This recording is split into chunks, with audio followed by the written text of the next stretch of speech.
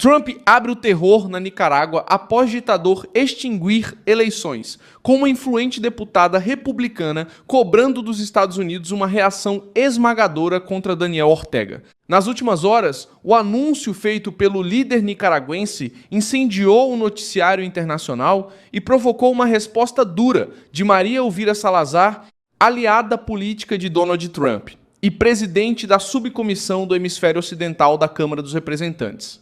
Ortega afirmou que a Nicarágua não realizará novas eleições e fechou publicamente a única saída democrática ainda existente para uma mudança de governo. Daniel Ortega aparece segurando um microfone durante uma cerimônia oficial em Manágua, durante o 47º aniversário da Revolução Sandinista. Diante de apoiadores e funcionários públicos, o ditador declarou que não haverá mais eleições para que a oposição tente conquistar o governo. Depois, repetiu que isso jamais voltará a acontecer. Eles estão sempre à espreita. Eles bem que gostariam muito de ganhar as próximas eleições, apenas para fazerem exatamente o que bem entendem com as nossas escolas. Percebo claramente que eles se esquecem. Aqui neste lugar não haverá mais nenhum tipo de eleições. Não haverá mais eleições para que eles tentem, por meio de manobras, tomar o governo e tomar o poder totalmente. A fala atingiu diretamente a votação nacional prevista para novembro de 2027 e abriu caminho para a permanência indefinida da família Ortega Murillo no poder. Ortega explicou como pretende colocar esse plano brutal em prática. Ele anunciou que trabalhará com a Assembleia Nacional e outras instituições controladas pelo regime para criar leis capazes de formar um muro contra seus adversários. O governante chamou opositores de golpistas e traidores da pátria, além de acusá-los de receber dinheiro dos Estados Unidos. Nenhum projeto detalhado foi apresentado até agora, mas a ordem política ficou clara: usar o parlamento dominado pelo sandinismo para impedir legalmente qualquer grupo de disputar o poder. Ortega também culpou os chamados Yankees pela existência de partidos opositores. Ele disse que os dias em que organizações apoiadas pelos Estados Unidos poderiam chegar ao governo terminaram.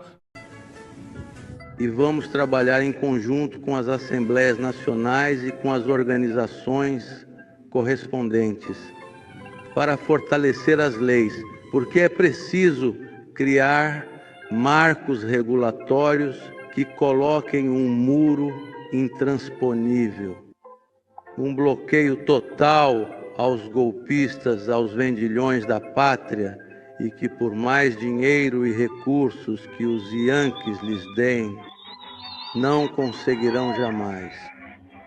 A acusação tenta transformar o voto popular em uma ameaça estrangeira e justificar a destruição total das eleições. O regime não está apenas perseguindo um candidato específico. Ele pretende eliminar o próprio direito da população de escolher quem deve governar a Nicarágua.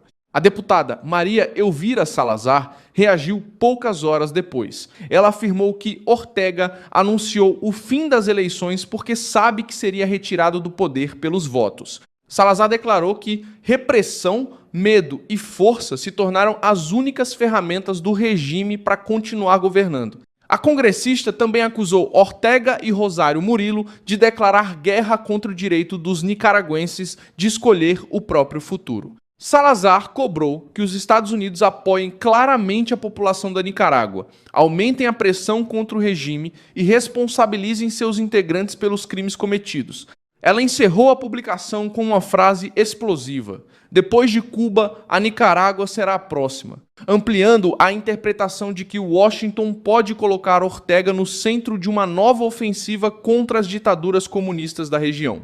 A posição de Salazar tem peso porque ela não é apenas uma parlamentar republicana fazendo um comentário distante. Ela preside a subcomissão do Hemisfério Ocidental da Comissão de Relações Exteriores da Câmara, espaço que acompanha segurança, democracia, sanções e relações dos Estados Unidos com a América Latina. Em fevereiro de 2026, ela comandou uma audiência sobre a perseguição religiosa promovida por Ortega e Murillo. Salazar também se apresenta como filha de exilados cubanos, experiência que explica sua atuação constante contra os regimes de Cuba, Venezuela e Nicarágua.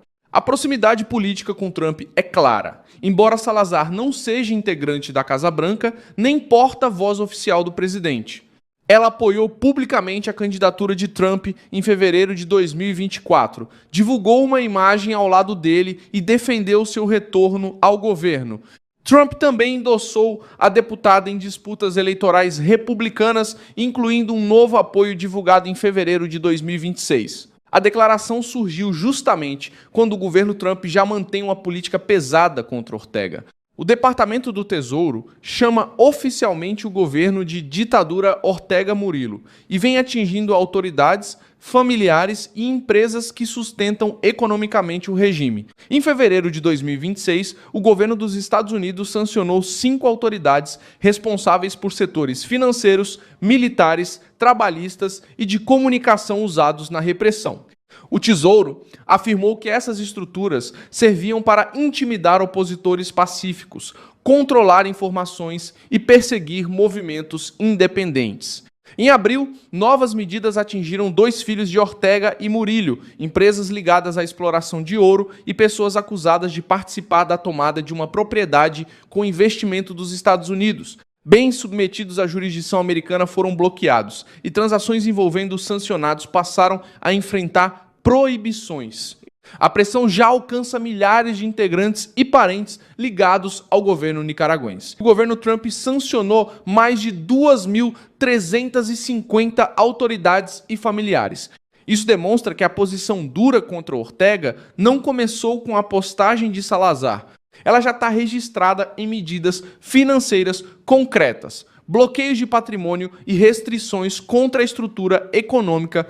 A eleição de 2021 já havia sido rejeitada internacionalmente depois que o regime prendeu adversários, empresários e possíveis candidatos. As mudanças constitucionais aprovadas em 2025 agravaram o controle da família sobre o Estado, transformaram Rosário Murillo em co-presidente e colocaram os demais poderes sob comando do Executivo.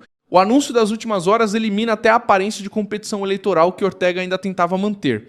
O regime enfrenta agora uma reação que avança rapidamente entre políticos, jornalistas e perfis internacionais. No vídeo divulgado por Freu Rodrigues, a apresentadora da ONews relata que Ortega justificou a medida, dizendo que precisava impedir a oposição de tomar o poder, mas não apresentou provas de uma conspiração.